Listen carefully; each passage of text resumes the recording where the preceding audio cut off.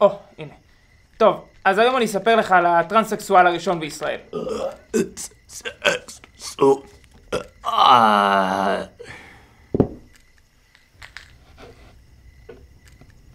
למה?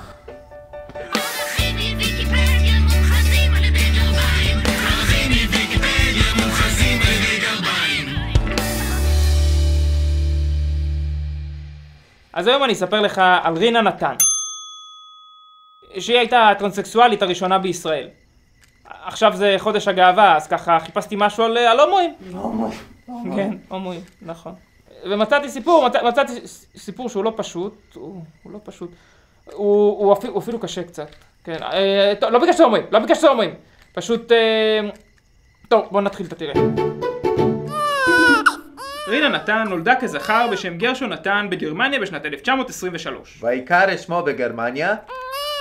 גרשון נתן. גרשון נתן. מזל טוב.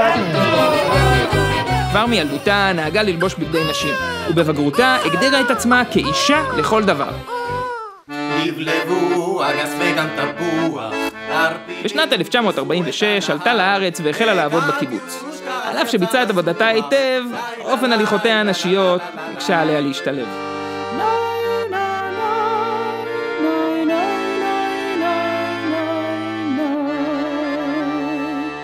וואלה, סיפוק של סוף יום. לדעת שאתה חלק מקיבוץ, צורת התיישבות שיתופית שאתה יודע שלעולם לא תיקשה. לגמרי.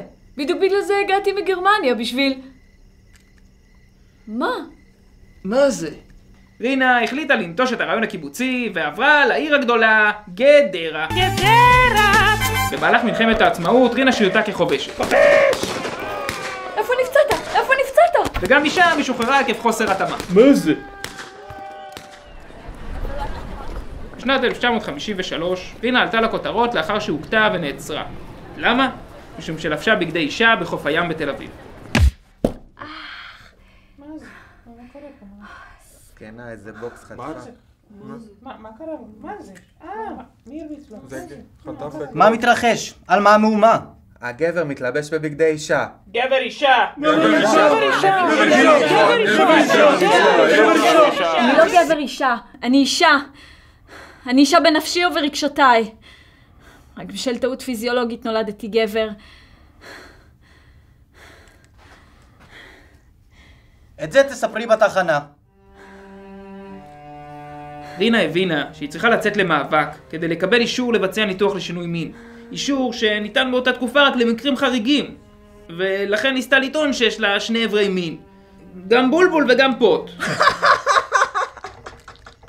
סבא, אי אפשר להיות גם עם בולבול וגם עם פוט, אתה מבולבל. קודם כל אפשר. יש אנשים כאלה שנולדים עם בולבול קטן ופוט קטן. קוראים לזה אינטרסקסואלים. כן, אבל זה בכלל לא משנה, כי רינה לא הייתה כזאת. רינה היא הייתה גבר היא הייתה גבר שנולד שהוא הרגיש שהוא אישה. יש גברים כאלה שמרגישים ככה, שלפעמים גם הטבע טועה, אתה לא צריך לכעוס על זה. זה כמו גשם באוגוסט. אתה יודע שהיא שבתה רעב כדי שיעשו לה ניתוח?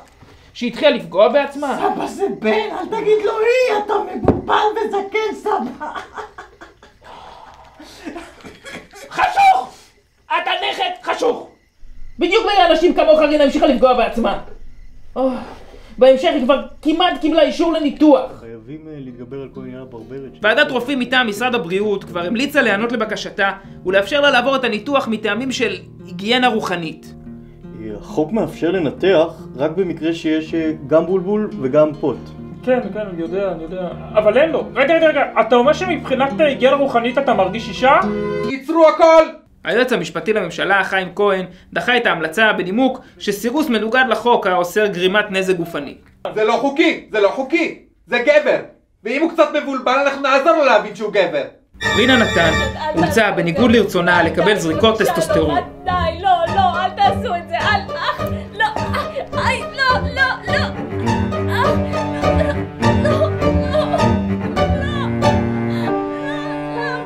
למרות הקשיים רינה לא ויתרה והמשיכה במאבקה. עד שיום אחד היא החליטה לשים לזה סוף.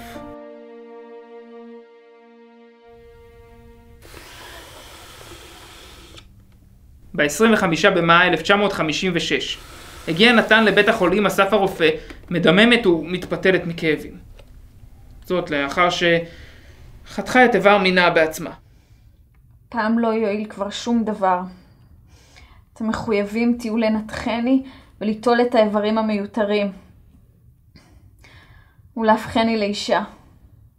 לאור הסכנה לחייה, הסכימו הרופאים לבצע את הניתוח, ונתן הייתה לאישה הטרנסקסואלית הראשונה בישראל, שעברה ניתוח לשינוי איבר המין מרצונה. היא אפילו קיבלה תעודת זהות חדשה. שם שונה מינה ושמה לרינה נתן.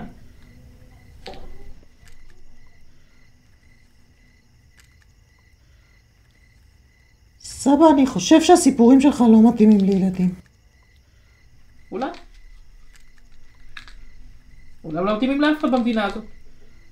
בגלל זה רינה נתן צבעה אחרי ניתוח לשוויץ ומאז נאמרו עקבותיה. סיפור יפה, נכון?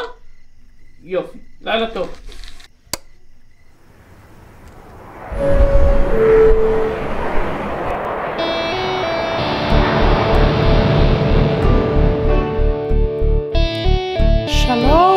שלום, אני נוסעת, אני לא רוצה שתלוו אותי הלאה.